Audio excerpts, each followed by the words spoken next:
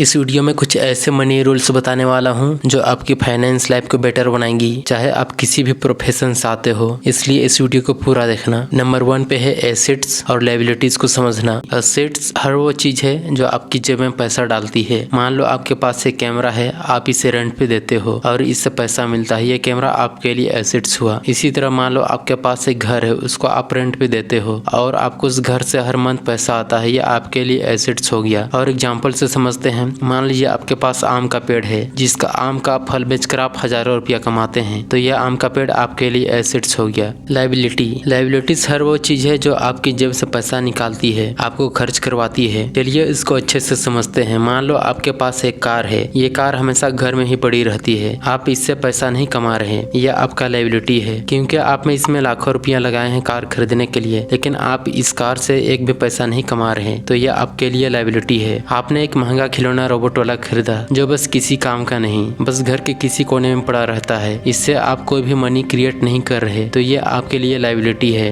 जिसमें आप जेब से पैसा खर्च करते हैं।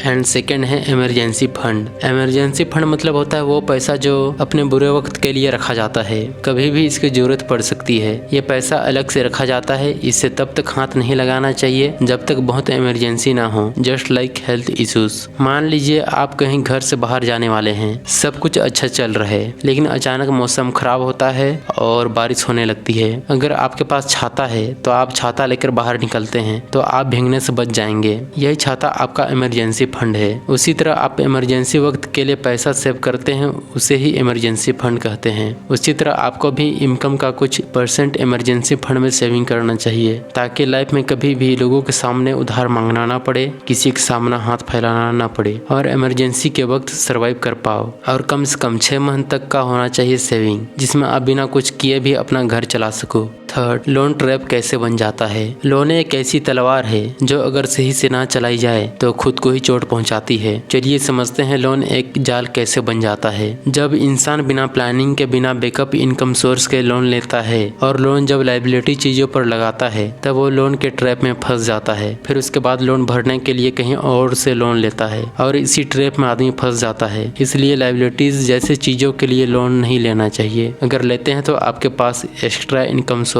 होना चाहिए, ताकि आपको लोन पेमेंट करने में कोई परेशानी ना हो।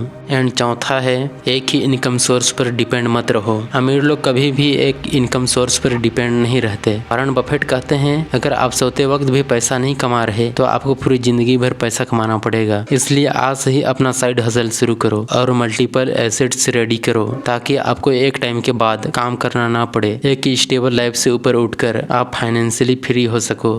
पांचवा है, ट्रैक योर एक्सपेंसेस। रोज रात को सोने से पहले एक डायरी में लिखें कि आज कितना पैसा कहाँ खर्च किया। इससे होगा कि आप जान पाएंगे आप कहाँ कहाँ पैसा खर्च कर रहे हैं, कितना पैसा जरूरत वाली चीजों में पैसा खर्च हुआ और कितना ऐसी शौक वाली चीजों में उड़ा दिया। इससे आप देख पाएंगे कि पैसा कहाँ जा रहा है और इससे आप कंट्रोल कर पाएंगे। अगर आपको भी लाइफ में ग्रोथ करना है, आगे कुछ बड़ा करना है, तो चैनल को सब्सक्राइब किए बिना मत जाना और मिलते हैं अगले वीडियो में। धन्यवाद।